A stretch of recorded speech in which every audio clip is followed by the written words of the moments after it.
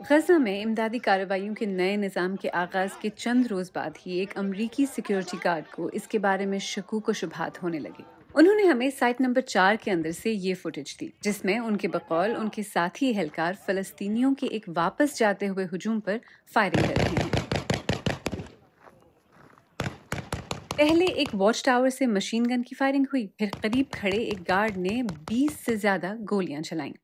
جب یہ شخص اس گروپ پر گولیاں چلا رہا تھا تو ایک آدمی زمین پر گر گیا اور بے حرکت ہو گیا۔ پھر وہاں دوسرا کھڑا ایک کنٹریکٹر کہنے لگا، میرے خیال میں تم نے ایک کو مار دیا ہے، اور پھر وہ اس پر ہنسنے لگے۔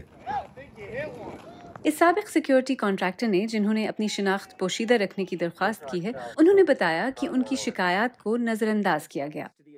میں نے یہ بات لیڈرشپ کی توجہ میں لائی اور پھر لیڈرشپ نے مجھ سے کہا، ٹھیک ہے، تم نہیں جانتے کہ اس شخص کو اصل میں گولی لگی تھی، ہو سکتا ہے وہ ٹھوکر کھا کر گرا ہو سکتا ہے وہ تھک گیا ہو اور بے ہوش ہو گیا ہو۔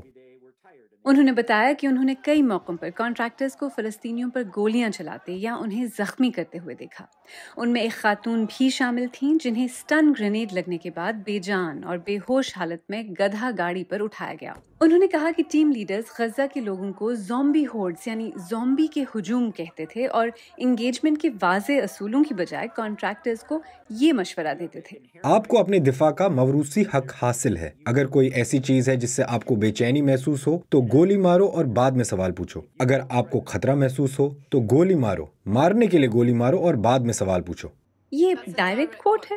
یہ ڈائریکٹ کوٹ ہے۔ اگر ہم کسی سائٹ پر ہیں اور کوئی کسی بھی طرح آپ کے ساتھ جارحانہ رویہ اپناتا ہے تو اسے ختم کر دو۔